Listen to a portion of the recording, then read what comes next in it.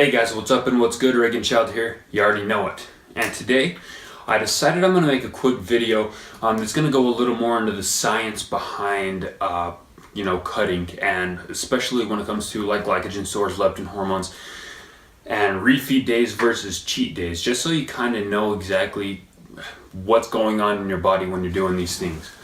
Now to start off, and I hope you guys can see this here, we're going to just draw a box. And this box is going to represent your glycogen stores. Now, when it comes to dieting, you'll hear a lot of people, they'll talk about like low carb diets or like carb cycling, and we'll kind of get into the science of why they work, but at the same time why you have to be extremely careful when it comes to low carb diets and how they can actually kind of end up hurting you in the long run. Now, when you are in a low carb diet, your glycogen stores are going to be down here at the bottom of the box. They're going to be low. And basically all your glycogen stores are, it's going to be how your body stores your carbohydrates that you ingest, that you take in, that you consume. Now, when your glycogen stores are low, come on marker, your fat loss will be up, and you can lose fat fairly quickly that way. And that's where the success bit of it comes out when it comes to low carb dieting.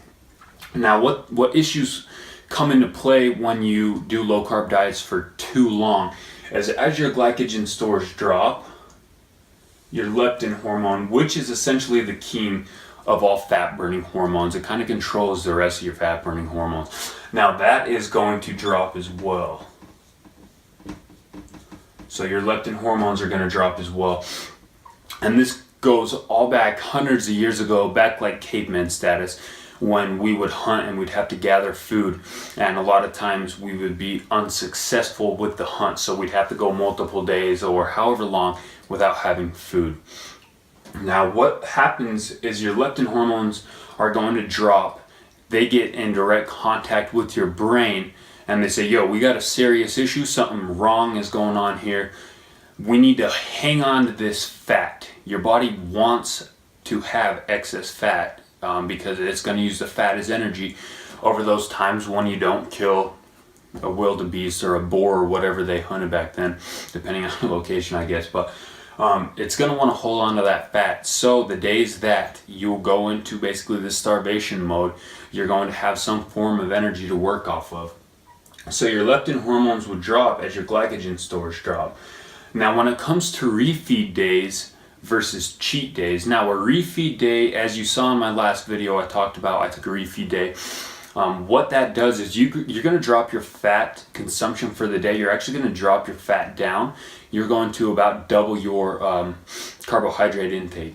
So when you double your carbohydrate intake, or you consume excess carbohydrates, that's going to bring your glycogen stores back up towards the top of the box.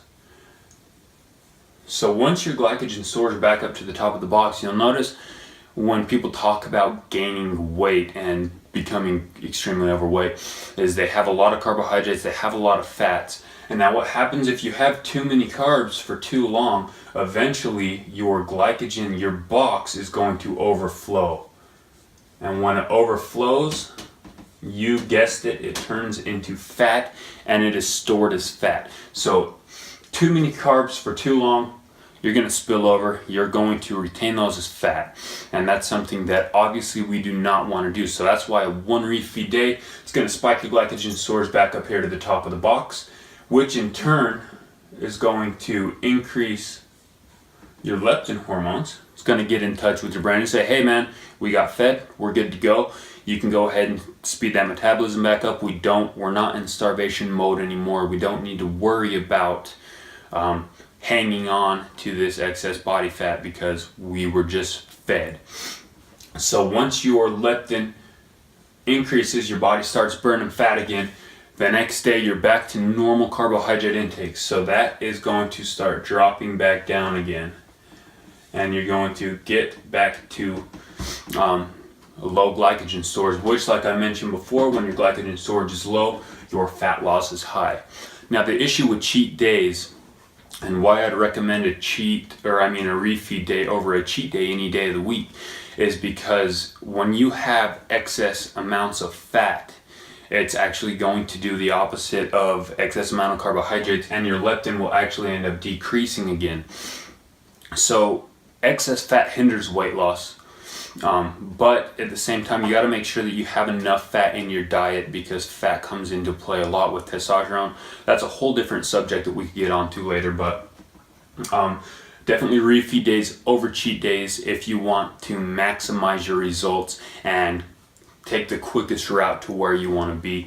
You don't want to be hindering your progress with extra fat. Also, forgot to mention, so when it comes to refeed days, you'll hear a lot of the people talk about, depending on your body fat percentages, if you're anywhere from 10 to 15% body fat, I would say take a refeed about 1 day every 2 weeks. Now, as you go 10% and below, you'd be safe to have one refeed day every week. Now, the reason is, like I mentioned before, your body wants to hold on to some form of body fat. So as your body fat percentage gets lower, your body really scientifically does not want you to be shredded. So as your body fat gets lower, incorporate more refeed days to help keep leptin hormones up. Forgot to mention that as I was talking about it, so keep that in mind, guys. So like I mentioned, a very simplistic way. It goes into a lot more scientific detail, obviously, than this, but I thought I'd give you kind of a brief rundown of what goes on in your body as you diet, and kind of the benefits of a refeed day and what a refeed day exactly is. So let me know if you guys have any questions. I know this is a poorly drawn chart, but I thought I would just kind of touch in on the subject just to make sure you guys are kind of familiar with what's going on. If you have any recommendations for me, please let me know. Leave it in the comments. Any thoughts or questions on this, leave it in the comments. I'd love to get back to you. Like I've mentioned, I'm new to this whole YouTube thing, so I'd love to interact with people. So let me know if you've got any questions for me.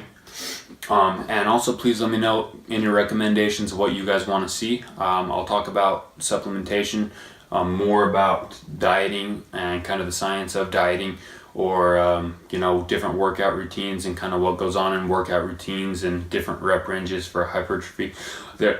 Anything you guys want to know, ask away. I'd love to answer.